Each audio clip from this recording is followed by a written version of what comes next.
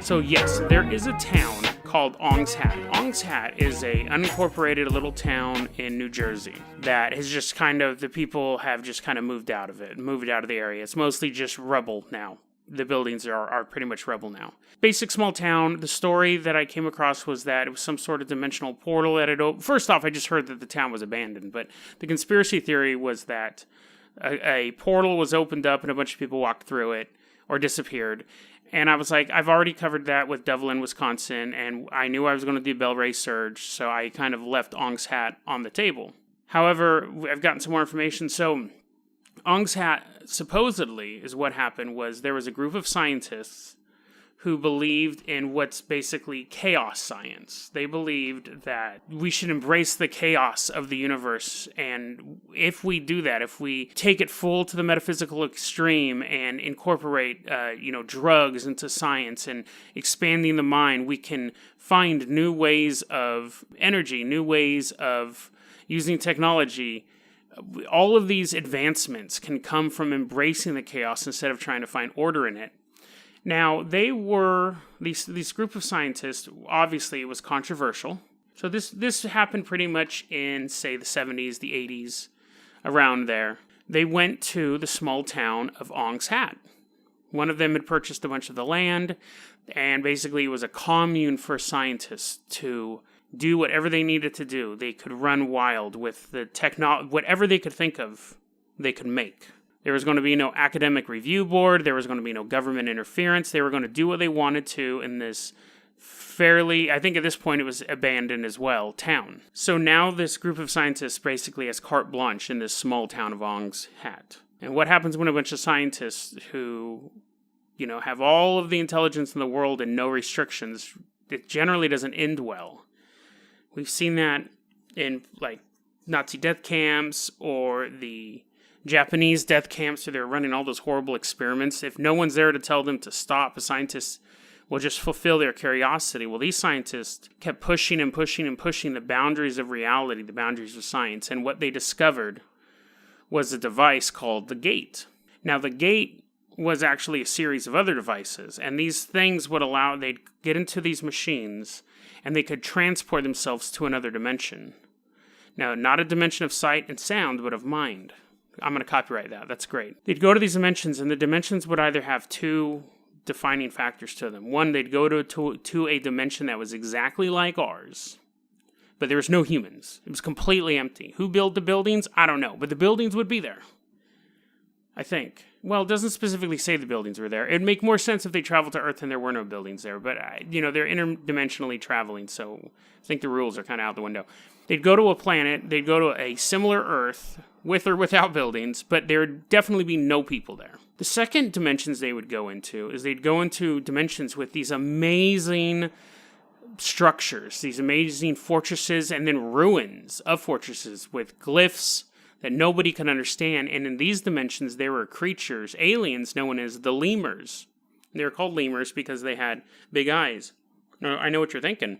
Jason, aren't those called gray aliens? Well, kind of. But these ones are different because apparently gray aliens have the big eyes, but they can only drink water, and the water comes out of their skin. That's how they relieve themselves, which is kind of terrifying because if you ever surprise an alien and he starts to get slippery, he's probably pissing all over you. And their genitals are in the inside of their body, they don't exist. With lemurs, they're actually more mammalian, so that you can see their junk, and they eat food and drink water like humans. But anyway, so you could go to these dimensions full of these lemur creatures, is what they call them. And these scientists were constantly traveling to these dimensions.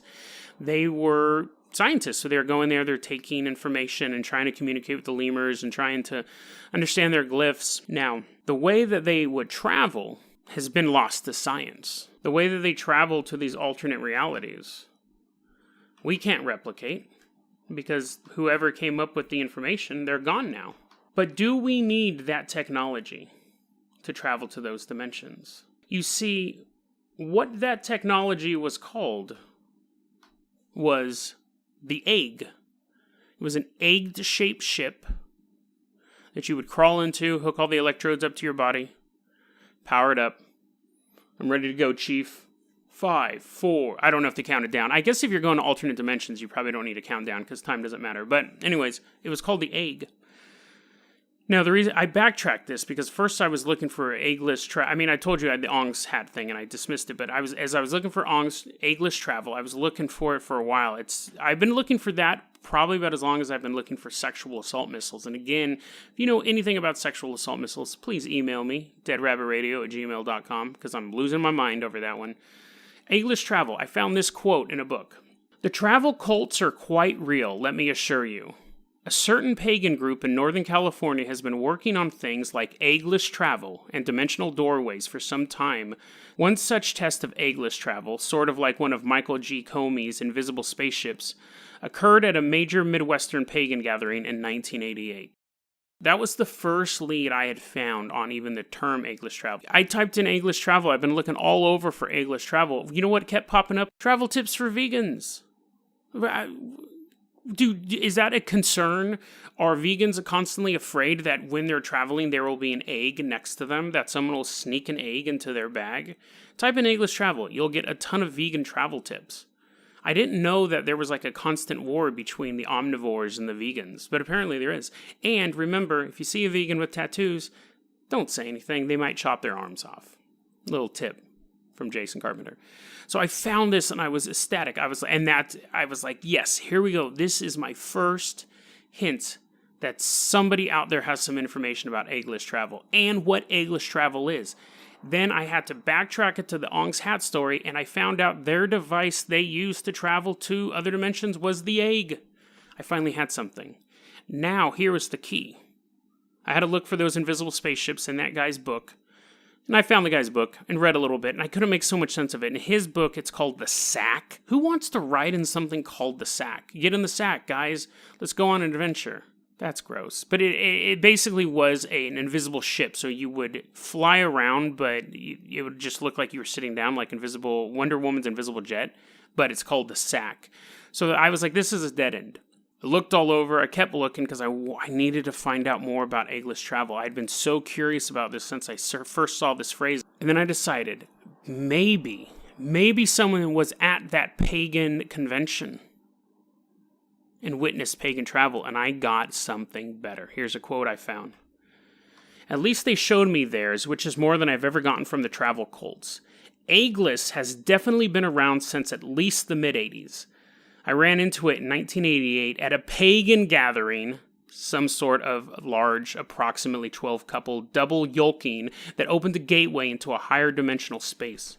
I was in a high-spin singlet state and accidentally got sucked up into the startup of the drive field they were building. The yolks merged, blah, blah, everything merged. There was a wall of white at some sort of higher dim space open. Anyway, they went somewhere. I got yanked along, though I was bounced around and lost in the slipstream. I ended up briefly where some Philadelphia experiment folks must have went, because I periodically have experienced similar phenomenon psychically. The overload damn near killed me. That's it. Eggless travel is the ability to travel from a dimension with no technology, or to a dimension. Well, from a dimension, because we're leaving ours, but it's the ability to travel, to leave our dimension into another dimension, lemur or not, without the egg, even though we don't have the science. Maybe what they did opened those gateways. Another source I have that says eggless travel has become standard operating procedure for advanced travelers. There have even been permanent doorways that have been constructed that even work for people who aren't initiates into these cults, into these travel cults is what they're called. The groups of people who Ong's hat scientists are gone. These people still are taking up the work in a more mystical, holistic way. Ong's hat, eggless travel, totally connected. Ong's hat is considered the first ARG. If you're not familiar with what an ARG is, it's an alternate reality game. It's basically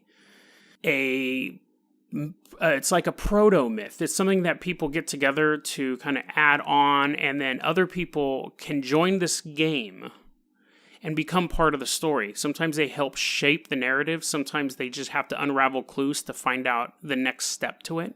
So you'll see ARGs a lot of times are used for marketing purposes. A new movie comes out and there'll be some cryptic numbers on the web. And a good example of it was Cloverfield. Cloverfield had a lot of ARGs with Slusho, I think was their drink. You could follow the links, because at first nobody knew what Cloverfield was, and you could follow these clues, and you'd have to figure it out. And usually, like, the whole Reddit community will come together and try to figure out, like, these clues to, what's under the ocean? Oh, Slusho owns an oil rig, and they were drilling. Oh, what were they drilling for? Oh, and then the rig got shut down. Maybe this is some sort of monster movie. So a lot of times it's used to drum up support. Ong's Hat, the story of Ong's Hat, is considered the first ARG. So Ong's Hat was just a narrative. It was just a story. It was just an ARG. So where does that leave us with Eggless Travel? If the initial source of it was an ARG, let's assume that it was an ARG and it wasn't a way to get around government censorship, because that's kind of where most of the evidence lies. Where does that leave us with Eggless Travel? Well, unfortunately, Eggless Travel falls into that same route. I think it's simply part of the myth being carried on. It's a fascinating story. And it's one of those stories that I'm really glad I researched. Like, as you're researching these type of stories, every time you find a piece of information that kind of unlocks the puzzle, you get that little endorphin rush. Because you realize that I've seen people ask about this for months and months and months. What's Eggless Travel? What's Eggless Travel? And when you're able to go in and you find those phrases and it starts to make sense, you're just ready to go. You feel great. That's one of the things that I love about researching. And what is even a weirder coincidence? What is, I mean, it was one of those things. This was kind of the last bit of research I did. So I looked into Eggless Travel, backtracked it to Ong's Hat, researched that, came back to Eggless Travel. At the very end of my research, to wrap everything up, it turns out that there was a kid's show, or, like a young adult, 13-year-old kid show called Galador, about a young boy who travels to the outer dimension to save the people there. And in it, he uses an egg. It's called the egg. It's this obviously egg-shaped device, not the sack, which would have been, hey, 13-year-old boy, climb in my sack. Hurry up, they're shooting the sack. It's going to leak.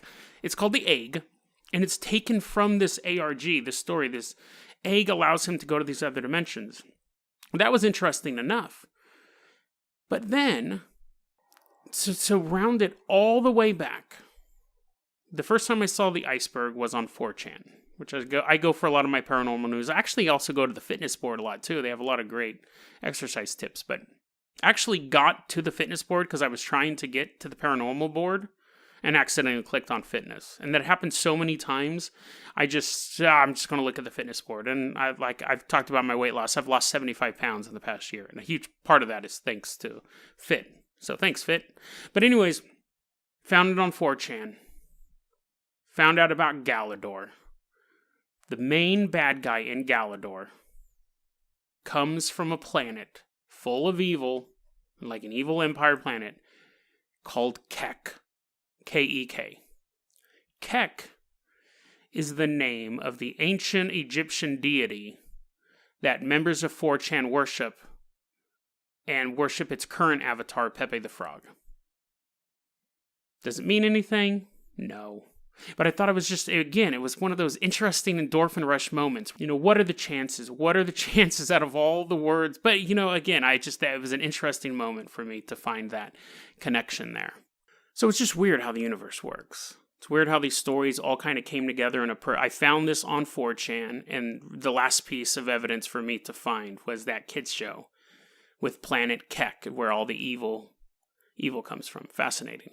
I like the little, a nice little bow tie on my egg. I actually hate eggs. I've never eaten an egg in my life. I might have had eggs when I was a kid, but I don't like them.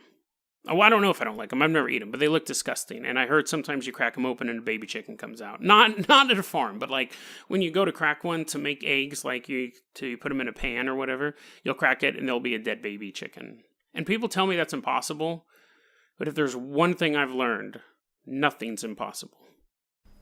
That was a clip from our daily podcast, Dead Rabbit Radio. Dead Rabbit Radio is available anywhere that you listen to podcasts. It's daily paranormal, conspiracy, and true crime news. If you want to hear the full episode that this clip came from, check the link below. Please like and subscribe. And hit that little bell, too. That does some magical stuff. Thanks, guys.